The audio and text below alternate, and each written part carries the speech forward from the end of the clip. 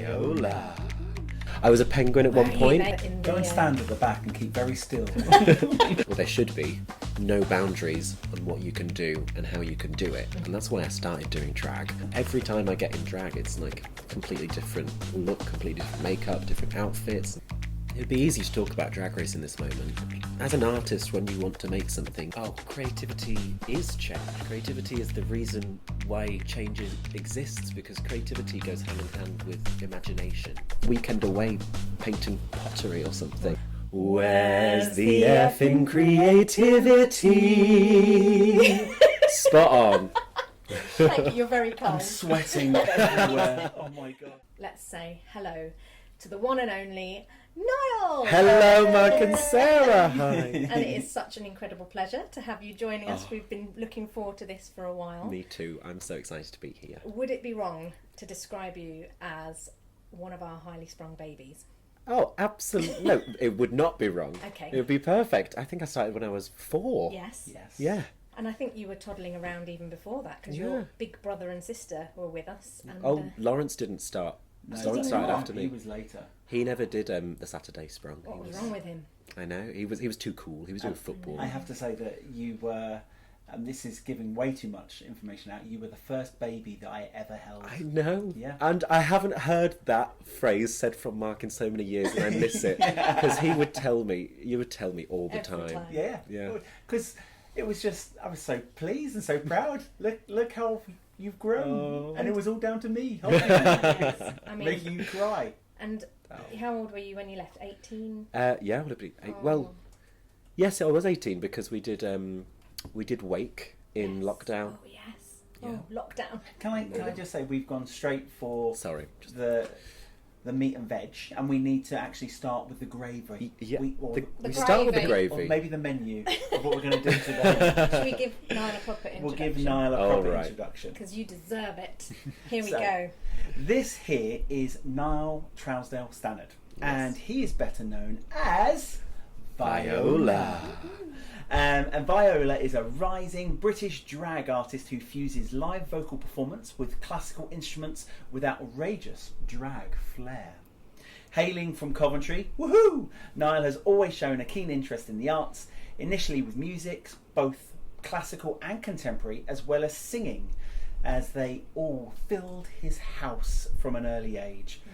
Niall soon went on to become a long-term member of Sprung Youth, Highly Sprung's youth group for children and young people. You were there for 14 years now. Yeah. But music remained part of your life, and you've excelled at playing a number of instruments, which we have seen recently on our BBC screens. But you excel at the violin and, of course, the kazoo. Of course, the kazoo. As a singer, this is a long paragraph for me to do. As a singer, Niall has also been a member of the Coventry Cathedral Youth Choir, or just choir? Just choir. Just look at that. Yeah. For 10 years. Yeah. That's amazing. Did you get to wear all the robes? Yes. Lovely. Absolutely. Now, you're not based in Coventry, but you're based in Manchester, where you recently graduated from a BA in textiles at Manchester Metropolitan University. So, woohoo for that. Very good, congratulations. Wicked. And your graduate work explored identity, alienation, and self-expression through craft and drag culture, which is really exciting. And we saw an example of the most incredible creativity when you created a dress out of weaving that you'd done on your own loom. So yes. That was very impressive. And as Viola, you have become known for bringing your violin and your kazoo into a cabaret act and embracing niche musical drag hybrid. Absolutely. Which Mark's going to quote you now. I'm not going to do your voice. Drag can be anything. It has no boundaries. Art is limitless, and drag is art. I love that quote. Quote from Niall. Yeah. Thank you. Where'd you get that quote from? I think it was an interview. An article. Oh yes. Oh yes. Yes. The R Mag. Yeah. Yeah. You've had appearances in shows such as Queen of the Universe, and if you haven't heard Niall's version of Sam Smith's "Lay Me Down," honestly, I just heard the first 10 seconds and it chills. Made me want to cry. And more recently, Viola has been kicking up a storm and trying to redefine what drag can look like on RuPaul's Drag Race Series 7 in the UK. Yeah. Yes. And more than that, more than anything, you are one of our very favourite people, and it is such a joy to have you join us today. Can you tell I'm a bit nervous? So we're going to invite you to kind of recreate the title of the podcast, which is Where's the F in Creativity? But we wondered whether we could sing it. Like, can we sing? Use your musical talent and Absolutely. let's have a sung version Yeah. of Where's the F in Creativity. It's taken us 3 weeks just to be able to say it. So. I mean, Highly Sprung, we always did a song at least once in the year. We tried. So, And I then we love would getting go, taught to "Cancel." sing from Sarah. We normally say, where's the F in creativity? So maybe we'll take that melody and we'll go, where's the F in creativity? And we just sing at the end of E, and then with a bit of vibrato. Are you wanting us to join in? Yeah. Sing it one more time. Where's the F in creativity? Okay, we're going to try it. It doesn't have to be in tune. We're going to try. We'll start. Right. Where's the F in creativity? Spot on. Thank you, you're very kind. I'm sweating everywhere. Oh my I've gosh. actually started shaking. Music is not one of our talents. So Well, you always handled music very well in our shows. we never did a musical though. No, but Star is Born. I Head mean, over mountain tops, a star. And that what's was going way back. the animal song. Sorry, the animal song. What was it? We went to the animal fair. Yeah. Oh, I love that you think we're good at music. That's so nice of you. Okay, we are going to jump straight into it, and I am really interested to know from you, how does creativity kind of feature as part of your day-to-day life? I wouldn't say you're still early days, so I'm not going to say like in your career. Yeah. I feel like you're at the beginning. So, how does it feature now? Well, I mean, I do drag every day, and in work and in play and in sewing and in making and in creating my tracks for songs. So like the creativity is in every single essence of that, and that's why I started doing drag, because it's the art form where I can bring everything in. I can bring in the makeup, the singing, the dancing, the stage, everything to do with the stage, and the whole dressing up aspect of it. So day to day, creatively, I'm always thinking what's going to be the next performance, what's going to be the next outfit I make, and I've always got my sketchbook going. I've always got GarageBand out. I'm always downloading music from the internet and trying to make an original idea for a song. And yeah, it just feels like a never-ending process of just getting, what's the next performance going to be? How can I wow people next time? So you are like the living embodiment of creativity. Absolutely. Well, if you want to call me that, thank you very much. I was going to ask, which came first, the textiles degree or the kind of the creativity that you found in drag? I mean, my love for textile started in like year 9, year 10, when I felt like I really got good at sewing in school, and the drag started in like 17, 18, a few years later. So they've kind of been going hand in hand, really, and I never really thought of that one or the other would be a career or a job. And same with like the performing and the singing and stuff, which is kind of why the drag has like just been all of it at the same time. So I think the answer would be the textiles first, because when I chose to do my textiles A-level, that's when I was very serious about wanting to really get good at the skills of sewing and making, and the drag started in the first year of my doing my A-levels. Wow. And is it that drag is that vehicle to be able to link all of your creativity together? Absolutely. Vehicle is the perfect word. And, you know, through my childhood, it was always, well, do you want to go into acting? Do you want to go into singing? Do you want to go into theatre? Do you want to go into sewing? I was like, I don't know. I don't have an answer. I don't have a favourite one. Yeah. So drag felt like, I mean, there's no university you can go to study drag, but drag yet, and I will be the professor. Here's the professor. So drag always felt like, oh, finally, I don't have to decide. It can be all in one. I love that. But it also gives drag as a vehicle, also, essentially there's no destination, right? Yeah. Because everything's open. You've already said in sort of your introduction, drag can be anything, it has no boundaries, art is limitless, and drag is art. Yeah. So that means that your creativity, it's like there's no destination that you're getting to, which is even more exciting. Yeah. Right? Yeah, it's never gonna find a point. It's got pit stops on the way. There are points I think back to along my journey since I started doing drag where I'm like, oh, okay, at this point I was very androgynous in the way that I was making looks, or at this point I was I was responding to the work I was starting, so everything I was doing was just very pretty, nice dress, nice wig, because that's what I knew the places that were booking me wanted to see. Yeah. And I think it'll go round again, and I think I'm gonna have times where I want to be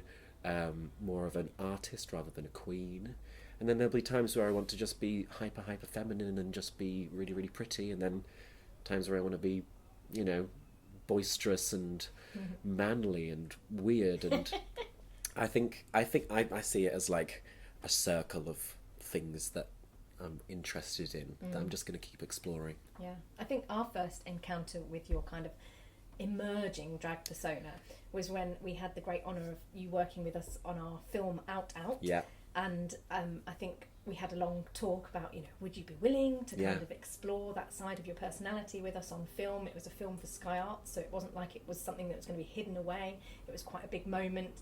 And I think your look then was really beautiful, and that it had that kind of androgynous, very natural beauty. And I think I know I was kind of, my breath was taken away in the moment when you walked in. You were so tall. I mean, I'm a short person. I think I came up to like your belly button, and just the lighting that we had and the way you stood. We did this beautiful shot of you standing, looking out across the bleakness of Coventry's Ring Road, and just being this icon of natural beauty. And for me, that will be something that forever stays in my mind. Oh, those 3 days were just magical. It was so much fun. 'Cause I think it was also the first time where I had to like do the same makeup every day. Okay. Which is weird, because every time I get in drag, it's like completely different look, completely different makeup, different outfits and stuff. And it was really fun, like in my own time, practicing the way that I wanted to appear on that film, and then doing it the same every day. It was great. It was fun. It was a magical time. So let's go back. So let's go all the way back. Do you remember your first creative experience? Oh, my parents are so great. My parents are fantastic. There's no argument. I can't. Every time I try to think of what was the first thing, or I try to list down all of the kind of creative exploits I had during my childhood, and I think no, because there was that one as well, and there was also that one, and then I actually did that weekend away painting pottery or something. That was just like my mum's fab. Just the list is endless. So I can't think of I mean, I definitely remember doing Mary Poppins with Sprung. And let's Who go were you in Mary fly. Poppins? Oh, what were you? I don't. I think we had like I a think group I of was penguins. I was a penguin at one point. There you go. I remember being a statue. Okay. Maybe. I think we did it in the... Go and stand at the back and keep very still. No moving, Niall. That was the most difficult thing to do. I think... let's go fly a kite. Yeah. A kite. Obviously, I'm doing this with my hands. This would be the whole it's body. beautiful. For those of you who can't see, the choreography And we also did incredible. Cinderella, I think, around that time. Okay. You Your memory don't is probably remember. better than ours. So I think... I to be honest, I think one of my earliest memories in terms... It's got to be Sprung, because it was every week. And it was always something new every week. And, the game when you told a number and you have to get into group of 4 and then be a spider, and then you have to get into group of 5 and be an elephant. Yes. Not that that's massively creative, but it's like Excuse me. it's like, you can be a spider any way you want to be, and I did. Yeah. I was going to say it's an in-joke for anyone who's listening. But yeah, I think just the concept of getting told the smallest of briefs of like try and become this shape or this object or this character with your body, or even like this emotion with your body, and get a bunch of those kind of poses, and from then you're creating a whole dance and movement from going in and out and every one. It's like that concept of just like starting from the bottom with one and then adding more and then adding the way you go through about it and then refining it into a performance. That's just like, that's the building blocks of everything I do now. Wow. It's sorry, Sarah. Yeah. It's fascinating because everyone so far talks about the first show they ever saw, or I think that's pretty much been it. I think Kathy spoke about sort of going to dance class when she was very, very young, but yours was very much about doing. Yeah. And do you think that's almost sort of where you see yourself? I am I do the creativity, as opposed to I'm just watching and absorbing it. Yeah, and I always think I always prefer the working in progress part of it rather than the finished product, because when the product is finished, I look at it and think, oh, but now I've had an extra day to look at that or a week to look at that. I would do this differently, and I would want this to come out more, and I'd want this colour to be more vibrant, or the littlest things or the biggest things. And I always like the making process a lot more, because that's where you can explore and learn. That's when you learn. When you learn. Yeah. Because creativity is about learning, right? Yeah, constantly. Yeah. We're trying to really push that. But as much as creativity is wonderful, it can also kind of highlight some challenge around our lives or around the world that we're growing up in. And I just wonder how you might have experienced kind of creative challenge in your life. Creative challenge. I mean, it'd be easy to talk about Drag Race in this moment. Okay. Because as an artist, when you want to make something, there's literally no, or there should be, no boundaries on what you can do and how you can do it. And I found myself preparing for Drag Race with all the looks that they give you, feeling quite restricted, Right. because lots of my instant thoughts were not a hyper feminine take on something, and I just thought, you know what, I have to play the game here, and I have to do the pretty drag that I know will be successful on the show. And it was always a push and pull on wanting to have my own flair on it, but also it being in line enough for the TV and for Drag Race. So I decided there was going to be one look that I just have no rules for, and I still had the rules. I still was wearing a bra, I was still wearing corseted pads, I had that feminine body shape to it, but other than that there was no like hyper feminine part of it. But drag is always about the exploration of gender. It's never about that gender is the thing that you need to explore in drag. So there was no doubt that it was never going to be drag enough, or it wasn't right for the show. I was so excited to bring the massive teddy bear because of how unique and different it was. So yeah, preparing for the show felt very, it didn't, like, obviously there was so much of it that was me that I was bringing, but it did feel like I'm handing over my creativity to be put into a box. It's also to be judged as well, right? And everyone has their own opinion. It's a show that's been going for many years, many series, and everyone has an opinion.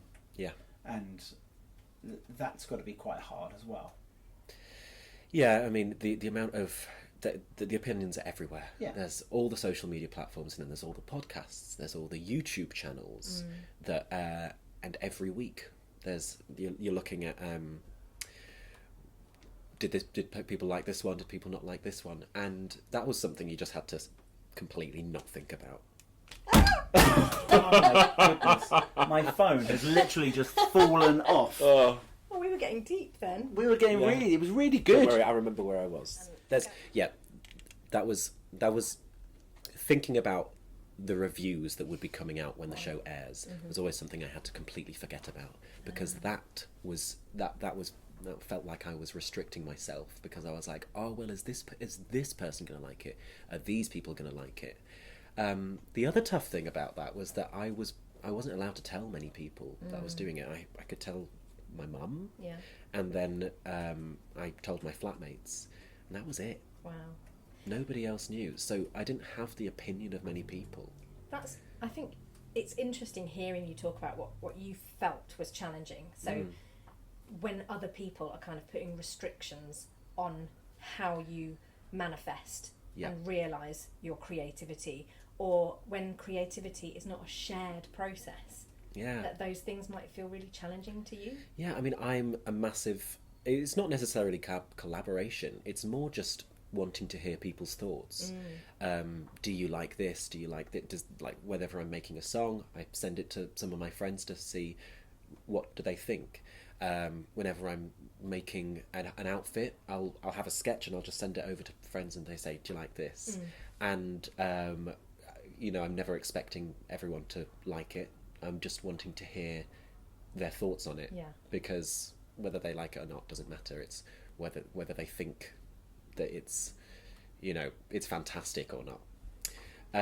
So it was quite a struggle wanting to stay true to myself, but also challenging the box, but not too much that it would be. It would not too much that it wouldn't mean I'm successful on the show. Yeah. I think what we appreciated watching it, which of course we did because we couldn't quite believe that our baby Niall was going to be on television like that, was that you did challenge the limits of what was expected. I knew it was not wig and heels, but I didn't think it was going to be that controversial. Yeah. I thought it was going to be seen as, wow, that's really cool. I never thought people were going to go, it's not drag. Yeah. Because very, very, very famous person said, we're all born naked and the rest is drag. So I've, stuck that with me. It's like, drag has never been about one concept of gender, one concept of looking pretty or looking weird or whatever. It's always been an exploration, and it's always been a never answered question. And it feels like lots of people on the social medias, on the podcasts, want that question to be answered and to have a full stop. Whereas I think it should be a ... I think it should be an open-ended question that's always being answered and explored. So do we. That's really interesting. And the fact is that we do live in a very polarised society, and a very a society where everyone likes to put themselves and each other into boxes. Yeah. Maybe we don't necessarily want to put ourselves into boxes all the time. We want to be free, but everyone else has got to be in a box. Yeah. And what you're suggesting is about trying to make change. So, do you think creativity can bring about change? And if so, how? Oh, creativity is change. Creativity is the reason why change exists, because creativity goes hand in hand with imagination. And you wouldn't have... I don't know what's happening at the moment. Everything is falling down. We're having one of those days. It's all right. I'm just glad to be here. For those of you who are just Niall. listening, It's all right. we filmed the podcast. For those of you who want to watch it on Spotify or on YouTube, what a good advert. Unfortunately... Did you do that on purpose? No. I wish I did. That would be my creative idea. Unfortunately, my tripod seems to have broken. And so we're... experiencing we're being some creative phones with film, falling. but tell us a little bit more. So creativity and change. Creativity is change. Creativity is imagination, and imagination sparks change, because change is also the I want to say it's the bringing something new. It's not necessarily bringing something new. It's kind of breaking down those boxes and allowing new things to come out. So if I was just to think about it in the drag world, creativity and producing looks, producing makeup, producing performances is all often inspiring and inspires others to pick up that makeup brush, pick up the sewing machine, well, not literally the sewing machine, and then that's a whole new person's perspective on what drag can be, and that in itself is changing the definition of drag, because there's more people offering their 2 cents on what drag can be. Drag is political in itself, and there are so many fantastic drag artists that advocate for political change and use their platforms to spread awareness, whether it's about the people in different countries or people in our own country, and sharing personal stories from the queer community that need to be heard by the wider audience, just so we get a more accepting world. That's the kind of change that I see really being impactful with drag, because whether we call drag this or that, or whether it's got this boxes, those are all things that are important to us as artists, but things important to all of us as humans is the political side of drag, and I love to call it draglitical. Oh, hey. Did you just invent that? No. Oh, it's been around for a while. I was excited then. Thank you. That was really powerful, actually. I love that. Creativity is change. I'm going to take that with me. Thank you. And imagination. And imagination. We're going to move on to an exciting moment in the podcast now. Mark has a little jingle here. It changes all the time. Would you like the jingle? I would love the jingle. And then if it's not good enough, you could maybe rewrite it. I could rewrite it, yeah. Remix. Quick fire. Oh, wow. Questions. You just got the super powerful version. I don't need to do that. That's perfect. So, quick fire round. Okay. You're going to have 3 questions, and ideally, you need to answer each of these questions with one word. Can the word be abbreviated? Or a sentence. Yeah, I mean, Mark likes to say, or a short phrase. All right. But ideally, as short and as brief as possible. Because Okay. we really want to use this to kind of warm up your brain and see how creative And you're remember, feeling it today. is quick fire! Woo! Mark, So I'm going to let you go first. First question is, what law would you introduce so that everyone had a chance to be creative? Oh, what a fantastic question. Oh, that's such a great question.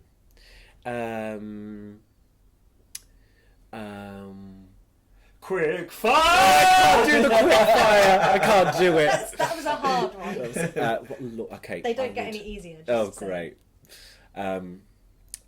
It's something about. It's something to do with education, and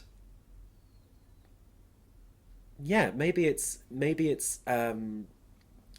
not forced. Yeah. I'm sorry, this is absolutely not Forced the word. creativity. Not forced education creativity, but something about something to do with just getting more people. Oh, I can't do the one word. I can't That's do all it. right. That's fine. It's all Something right, to do we with allow getting more people involved with the creativity, not later on in school when they're doing all the exams, earlier on. Yes. Like when they're 4 years old and 5 years old, because Don't we lose Early- the ability to play? Isn't that the thing? yes, absolutely. So if I was to sum it up in 3 words, Go on. forced early education creativity. I love that it's forced. Yeah, phrase. because otherwise, well, it's By a law. pain of death. Okay, I sorry, love it's the not. way you It's, said it was 3 words and it was actually 4. Yeah, brilliant. Right, we'll leave that there. All right. Okay. Niall, what would your autobiography be called? ooh. Oh, there was nearly a word and then it went back in. I was going to say the unexpected, Okay. because that's always my aim, Okay.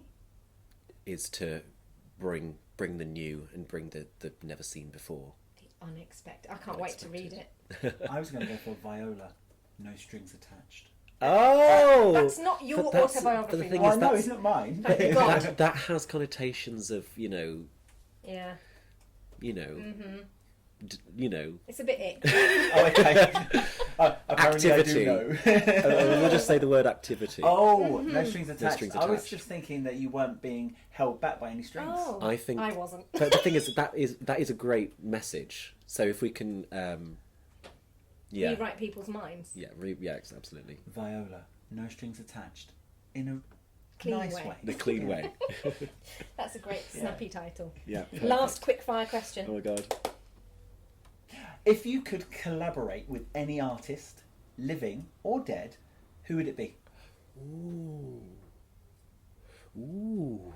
Oh gosh, there's so many. You know, we are living in 2025. There's lots of dead people. Yes. I would. Ooh, is it really basic to say Shakespeare? No, No. of course not. I think it's not about the plays. It's just about the way that he would speak. Well, not actually day to day, but it's just. I just think creating a whole new way of poetry and language is bonkers, and it's the stories. yes, Yeah. and the stories being one thing, which is fantastic. But I'm talking about the way one thing can be said and then just completely turned around to say it in this way, which is so much more eloquent and poetic, but it means the same thing. Do you know that it was Shakespeare who gave us the word drag? I do. It means dressing as a girl, Yeah. because girls weren't allowed to act. yeah.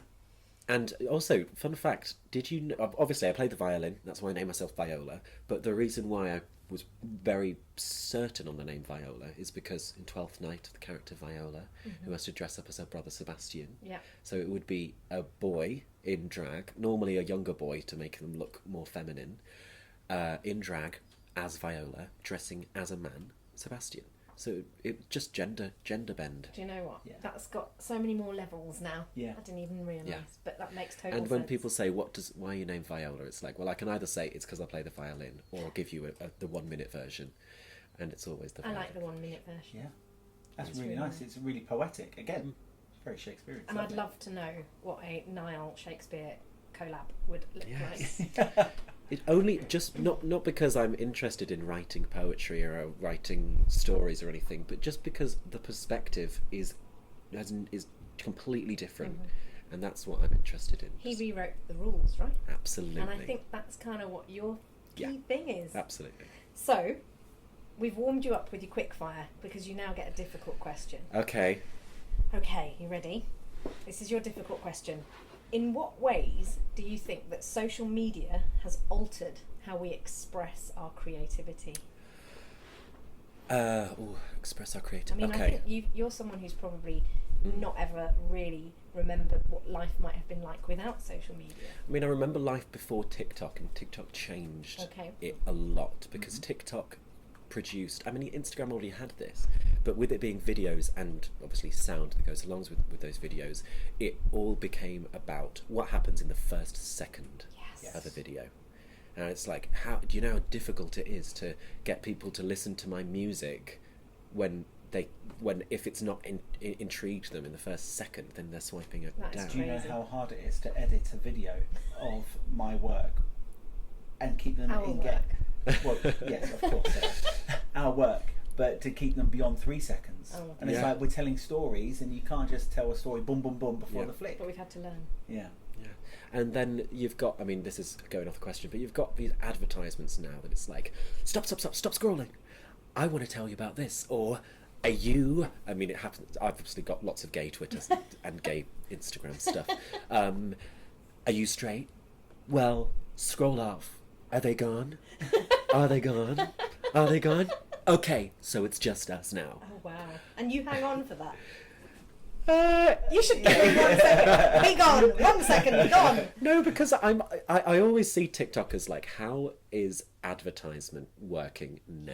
Yes. Because it always changes every year. It's like some years you got someone like, I don't want to talk about that because that's just, it's boring. It's so Okay. boring how people grab people's attention by being the most uncreative they can be, because they see a TikTok trend and they will just replicate it. And then I always see it because you've got the words ad at the bottom left every time I see ad. I'm just like, no, it's not for me. Can you repeat the question? So, In what way? So what you were suggesting, this will come back, that creativity is being almost hijacked by TikTok. Absolutely. And the idea that people aren't having their own creativity, they're just copying somebody else's. Yeah. But how else do you think social media is impacting on There you are, creativity? he's just said the question. I don't Very know. professional.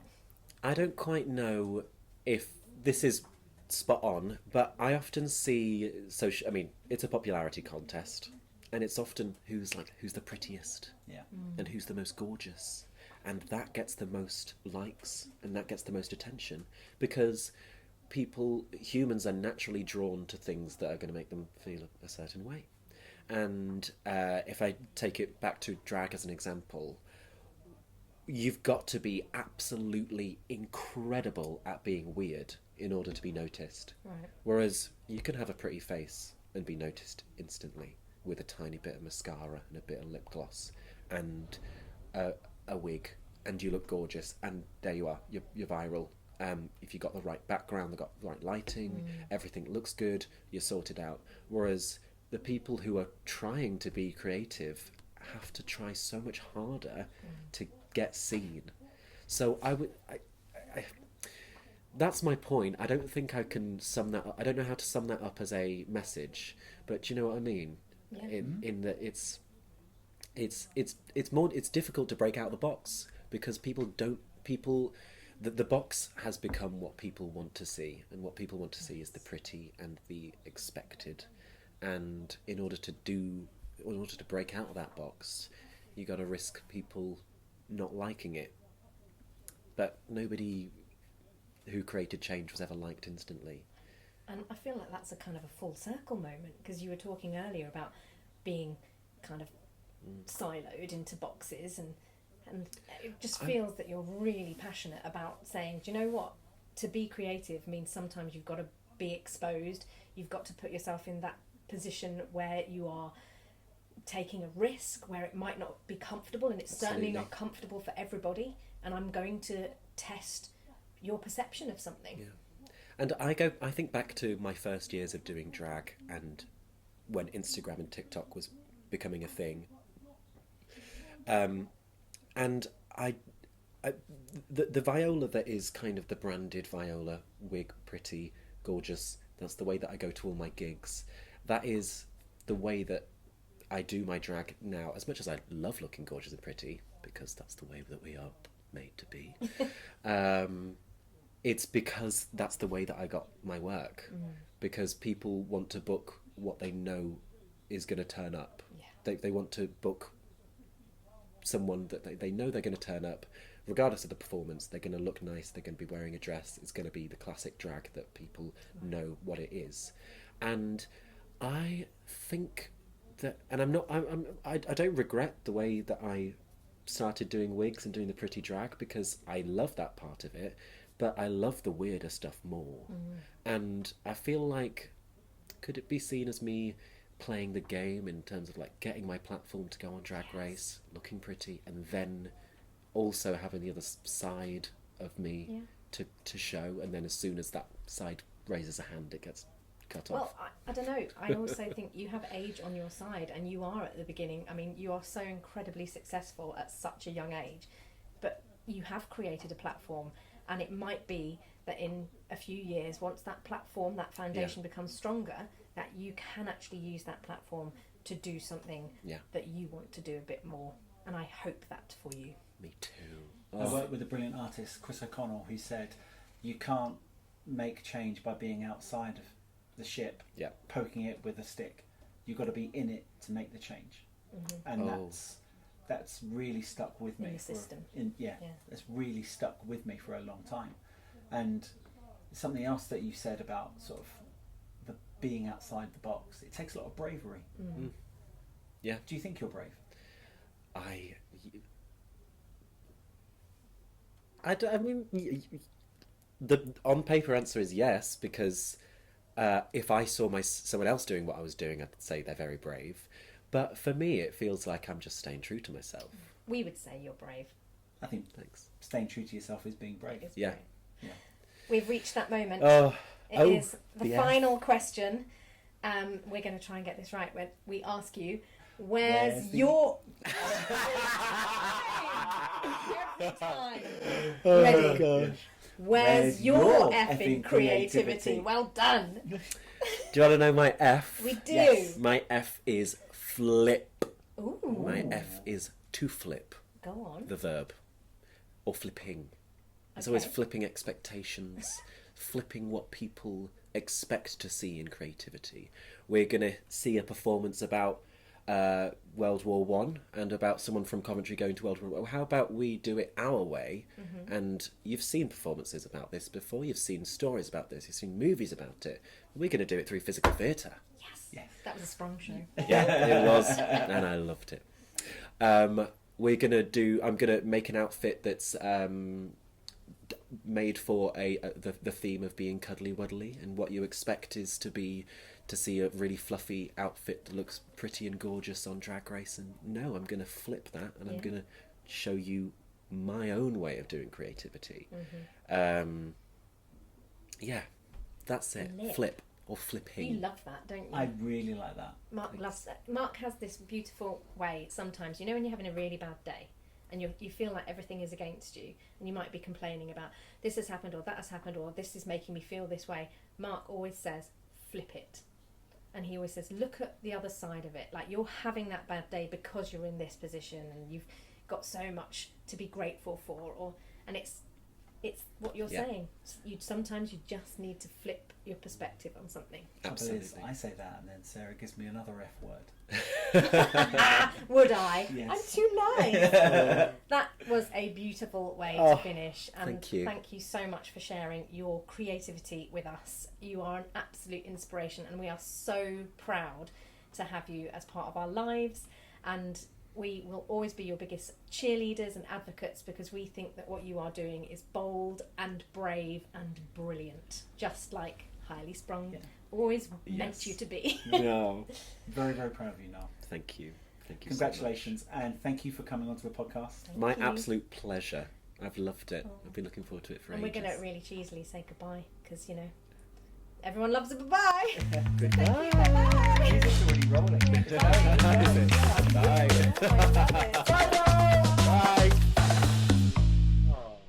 Thanks for listening to Where's the Effing Creativity?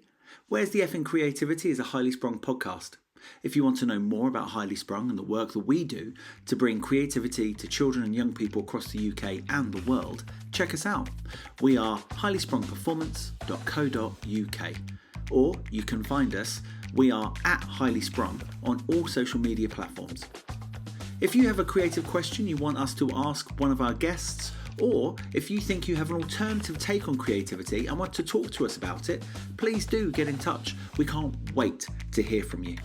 But for now, that's it. Can't wait to speak to you soon. Bye!